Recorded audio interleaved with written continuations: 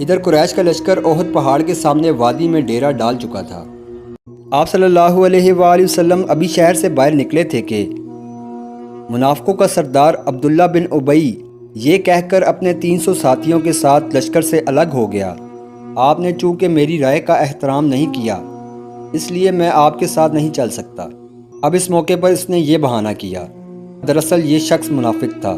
آپ صلی اللہ علیہ وآلہ وسلم کی ہجرت سے پہلے ایک طرح سے یہ مدینہ منورہ کا حاکم تھا۔ مدینہ منورہ کے لوگ اس کی دستار بندی کی تیاریاں مکمل کر چکے تھے کہ آپ صلی اللہ علیہ وآلہ وسلم مدینہ منورہ تشریف لے آئے۔